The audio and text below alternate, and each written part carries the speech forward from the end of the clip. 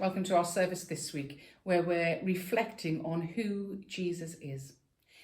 This is going to be our last weekly online service as we return to be able to have more people in our buildings. So we're going to go to once a month after this week. So our next online service will be on the 2nd of October. Please look out for information on our Facebook page and on our website as we begin to have more in-person activities. We're going to have our reading first. The reading is taken from Mark chapter 8, verses 27 to 38, and this is from the Message version of the Bible. Jesus and his disciples headed out for the villages around Caesarea Philippi. As they walked, he asked, "Who do the people say I am?" "Some say John the Baptizer," they said. "Others say Elijah. Still others say one of the prophets." He then asked, "And you? What are you saying about me? Who am I?" Peter gave the answer, "You are the Christ, the Messiah." Jesus warned them to keep it quiet, not to breathe a word of it to anyone. He then began explaining things to them. "It is necessary that the Son of Man proceed to an ordeal of suffering, be tried and found guilty by the elders, high priests and religious scholars, be killed, and after 3 days rise up alive." He said this simply and clearly, so they couldn't miss it. But Peter grabbed him in protest.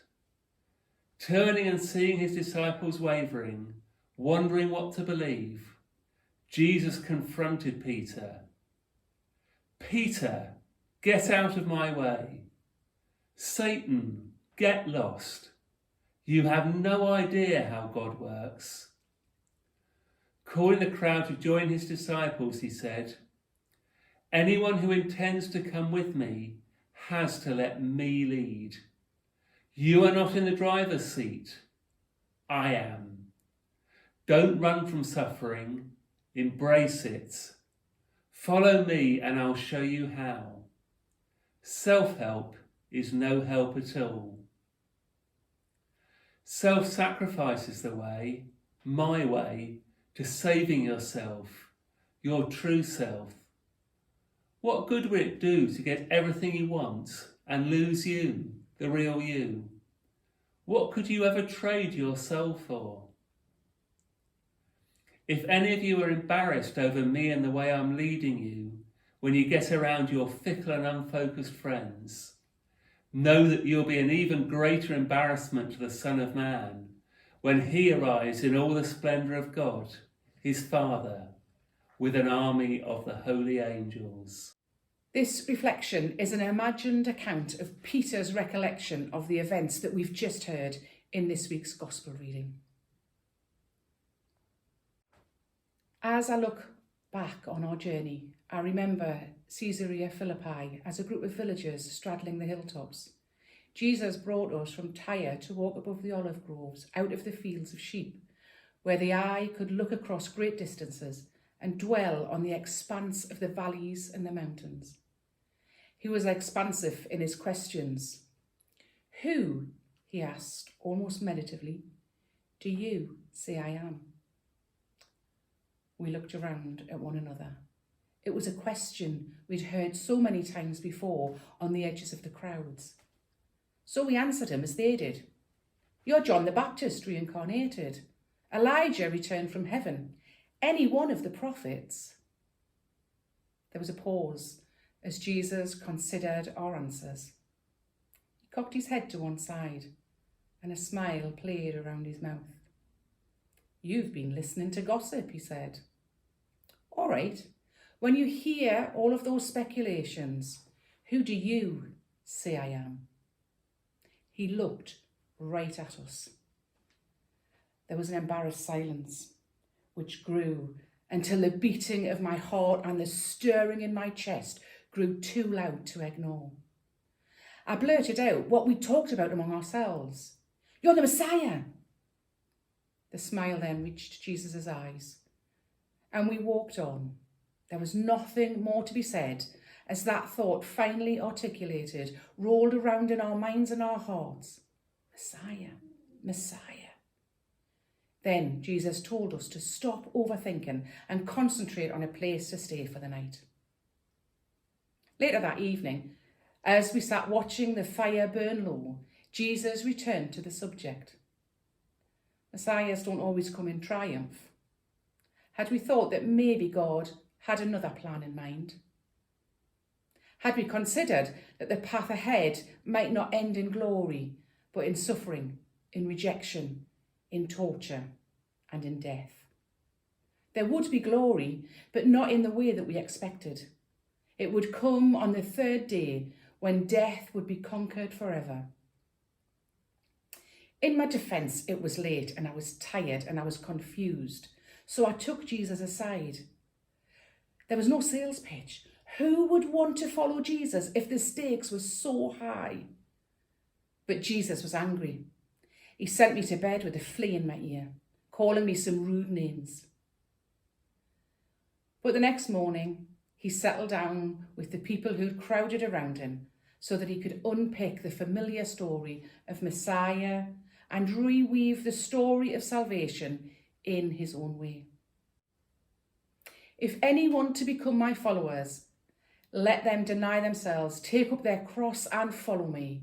For those who want to save their life will lose it, and those who lose their life for my sake and for the sake of the gospel will save it. Jesus carried on talking for a long time. He talked in riddles that we didn't really understand until much, much later.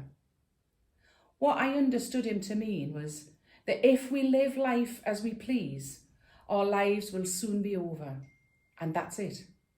But if we live to please God, we gain everlasting life. Then he looked straight at me. He was a prophet, of course, as well as a Messiah, and he said, "Those who are ashamed of me and my words in this adulterous and sinful generation, of them the Son of Man will also be ashamed when he comes in glory, the glory of his Father with the holy angels." That prophecy was to come true in time. I was ashamed of him. I denied him 3 times. I repented on the beach when Jesus challenged me, oh so gently and oh so lovingly. He wasn't ashamed of me. Never. He forgave me and gave me a new commission to feed his sheep. I wonder, when we think about risk-taking, can you name some of the people in the Bible who took risks? Noah, Moses, David, Ruth, Ananias, who went to see Paul, and that was when Paul hated Christians. In church today, we're going to be playing a video, and that's a video of someone who didn't want to take a risk and thought that it was more comfortable just staying where he was. But he was encouraged to go back and do the right thing. It's a clip of The Lion King, where Nala finds Simba and tries to persuade him to return to save the pride, but he knows it's risky. And for him at that time, it was too risky. Now, we all know that Simba was afraid and he believed the lies that he'd been told by his uncle. But he then took responsibility as the king and he went back to save his people, the pride. Now, each and every one of us are members of the royal family. We're children of the King of Kings. We've experienced all that means in having God with us in good times and in bad. So if God asks us to do something that's a bit frightening and a bit risky, like telling people about him or standing up for people who've been badly treated or standing up for those who need some justice, we must be ready to do it as Christians, as part of that royal family. It won't always be easy. You saw how much Simba didn't want to take the risk at first, hopefully those of you who know the story. But we know that we'll always have the greatest King of all beside us. And of course, that's Jesus, the one who loves us, even when he's frustrated with us, when we don't understand and we don't take up our cross. He loves us still and he wants us to follow him. Amen.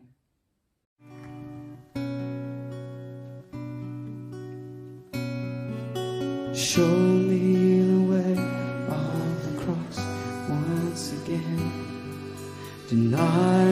myself for the love that I've gained.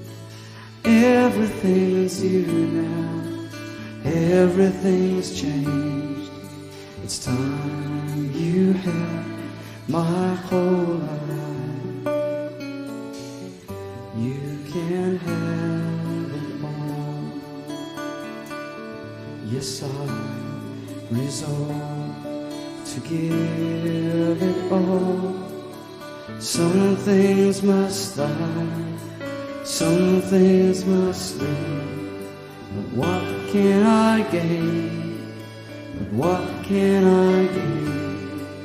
If much is required, when much is received, and you can have my whole life. Jesus, I've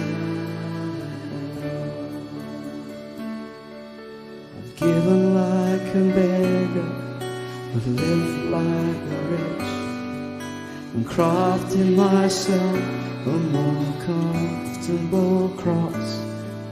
Yet what I am called to is deeper than this. It's time you have my whole life.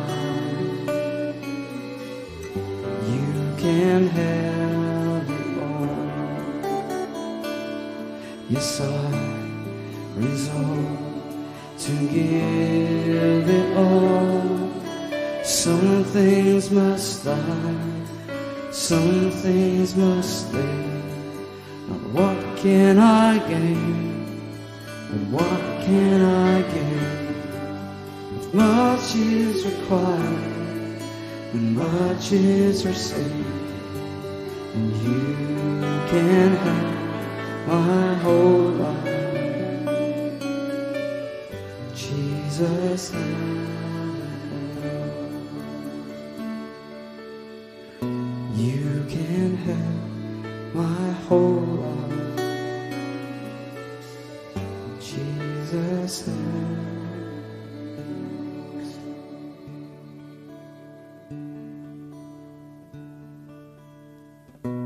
you can have my whole life.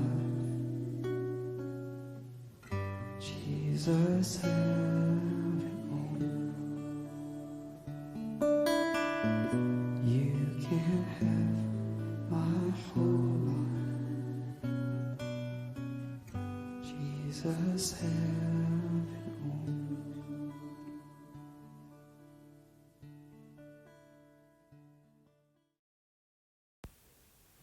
Loving God, we commit to following you this week into the corners of the community we usually prefer to ignore.